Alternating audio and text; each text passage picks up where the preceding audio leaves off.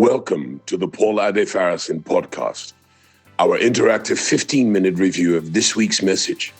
We revisit the word, surface the big ideas, and give you space to reflect, pray, and act.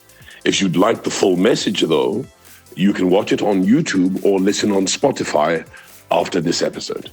My name is Paul Adefarasin. Welcome to the Deep Dive. Today, we're doing something a little different. We are going to take an immersive look inside the operational and philosophical structure of a major modern faith-based institution. And we're going to do that by analyzing the detailed transcript of one of their most significant annual events. That's right. Our source material's really incredible. It's the full, lengthy transcript of the House on the Rock live stream Sunday service from Lagos, Nigeria.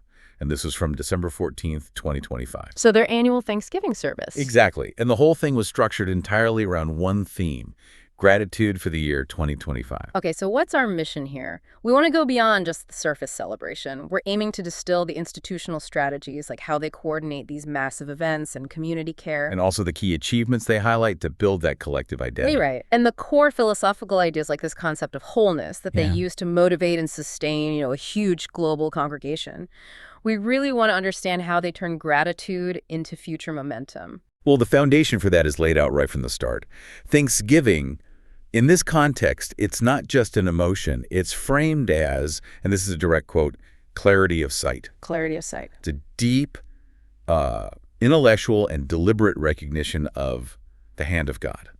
So the community is asked to look back not just at big wins, but at mercies received, strength gained. Doors opened. Exactly. Right. And there's a heavy focus on how the community was preserved and sustained through what they frame as a challenging 2025.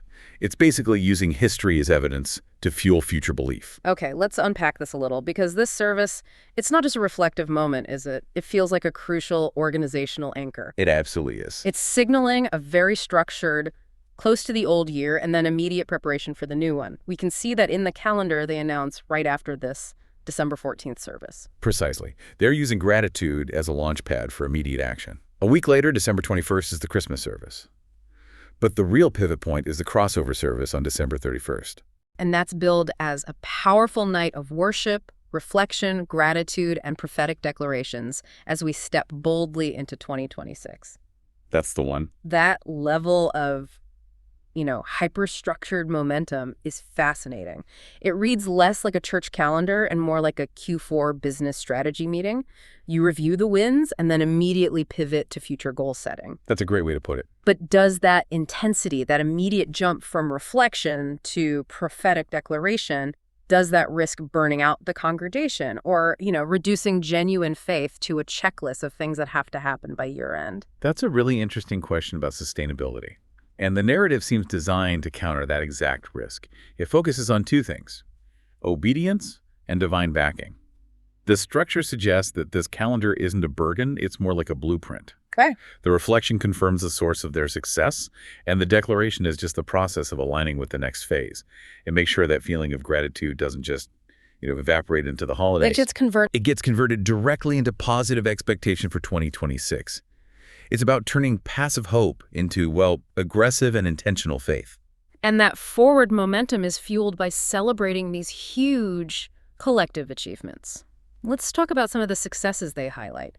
There are strong references to the Experience 20, Jesus United. Absolutely. For anyone unfamiliar, the Experience is one of the world's largest free gospel music concerts. It's held in Lagos.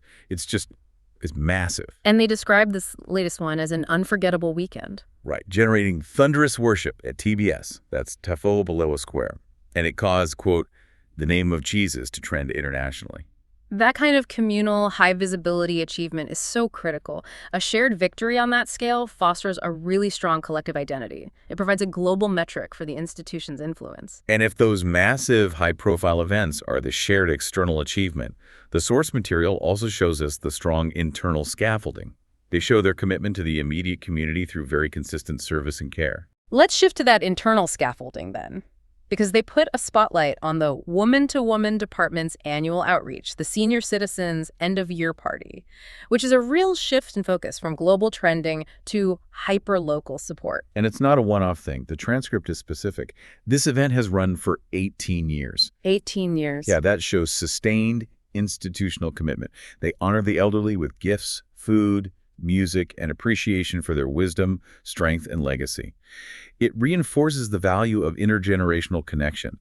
It shows they're not just focused on youth and growth, but also on stability and legacy. What's fascinating about how the leadership communicates is the use of these intensely specific personal stories. Pastor Paul Adefarasin recounted this deeply personal story of proposing to his wife over 32 years ago. Oh yeah, writing "Will you marry me" in the sand at Tico Bay. Exactly. It's a very human, very vulnerable moment to share from that kind of platform. That vulnerability creates immense relational capital. It makes the leadership seem relatable, approachable. But then look at how they handle loss. When they announced the passing of Deacon Daniel Ono, the details were included to show his commitment. Right, they weren't abstract about his generosity. Not at all. They included specific examples like unsolicited gifts of an Armadius PK watch and a brand new Land Rover. So while that specificity makes the memorial very touching and concrete, I have to ask, how does including such high-value material gifts, a luxury watch, an SUV, how does that shape the congregation's expectations about the material rewards of faith? It's a very sharp analytical point. The strategy seems to be twofold. First, it makes the loss real and personal by highlighting specific acts of kindness.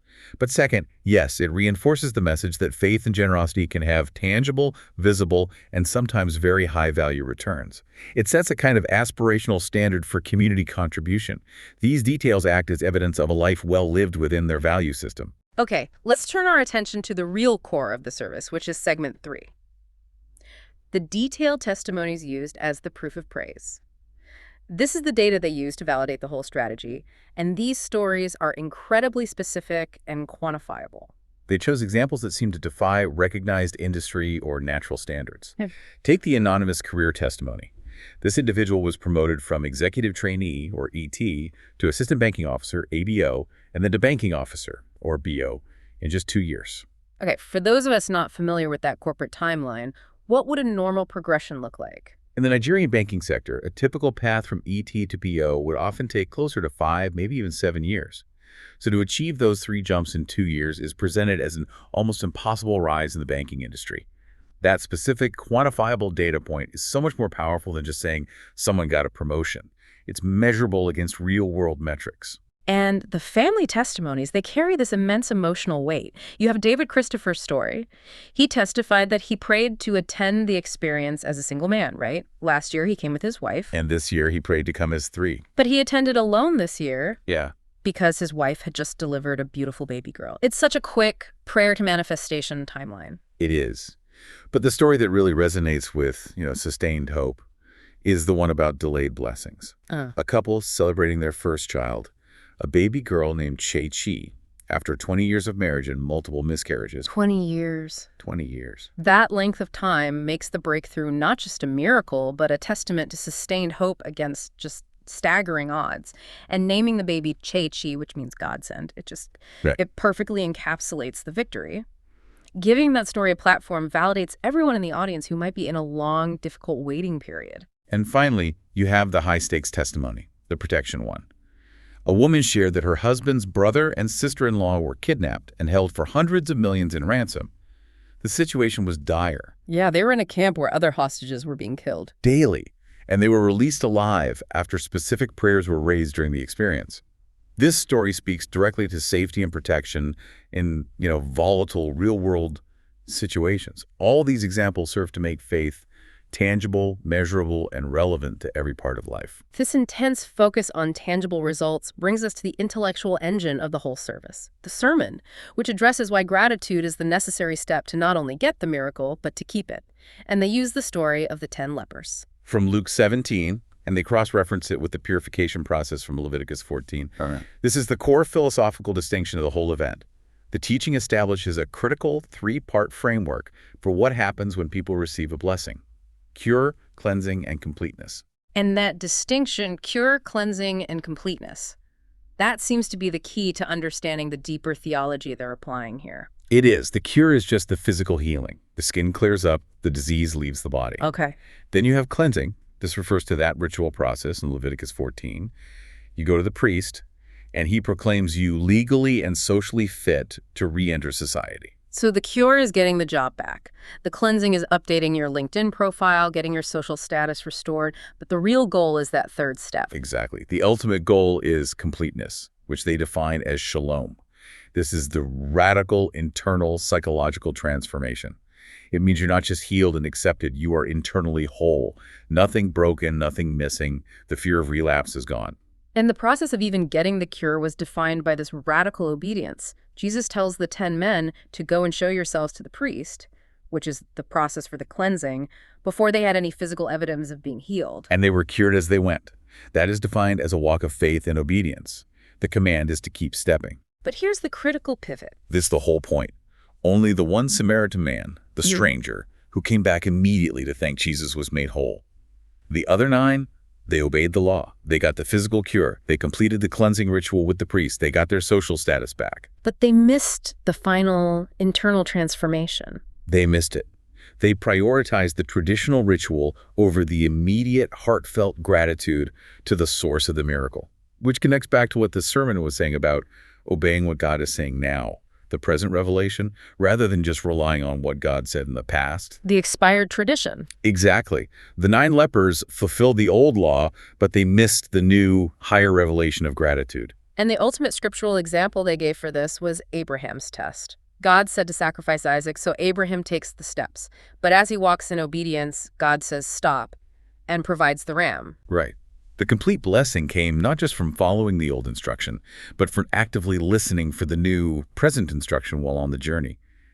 It's a very sophisticated argument for a dynamic faith, where the reward depends on alignment with what's happening now, not just compliance with old rituals. So let's wrap this up. What does this whole theological and strategic framework mean for the listener moving forward? The sermon concluded by reinforcing the immediate application. It's a mandate for final manifestation. For the last 15 days of 2025, believers are told to enter a period where everything comes to pass. You carry absolutely nothing, no unfulfilled promises, no emotional baggage over into 2026. And this ties directly back to that idea of shalom. That idea of wholeness as a right. Nothing broken, nothing missing, and they apply that to every area of life. Yes. Relationships, business, emotions. The teaching is that the believer has the mind of Christ. So your emotions shouldn't direct your life. Emotions are treated more like functional feedback. They should merely evidence good. It's a call to, an internal self-mastery driven by divine authority and the completeness you get through gratitude. So we've moved beyond the surface celebration of a single service to decode these powerful narratives, the meticulous organizational strategy, and the deep theological ideas driving commitment. We saw how gratitude is strategically used as the launch pad for future expectation. And it's reinforced by both grand, collective achievements and these intensely personal, specific examples of breakthrough. It's a comprehensive system. It's designed to convert reflection into immediate, strategic readiness. Which leaves us with a final provocative thought, building on that story about the 9 lepers. They got the cure and the cleansing physical health, restored social status, but they missed out on completeness, that true wholeness. And this raises an important question for you, the learner. When you receive a massive breakthrough, what do you prioritize? Do you complete the established, traditional process that validates your status in the eyes of others? Or do you interrupt that process entirely to immediately express gratitude to the source? And in doing so, secure the ultimate internal lasting reward. Thank you for listening. To go deeper, watch the full message on YouTube or listen to the full-length sermon on Spotify. Follow the podcast, and please share it with someone who needs it and leave your response in the Q&A. Kindly keep your heart on fire, your eyes on Jesus, knowing you are the exception. Grace and peace. We love you deeply.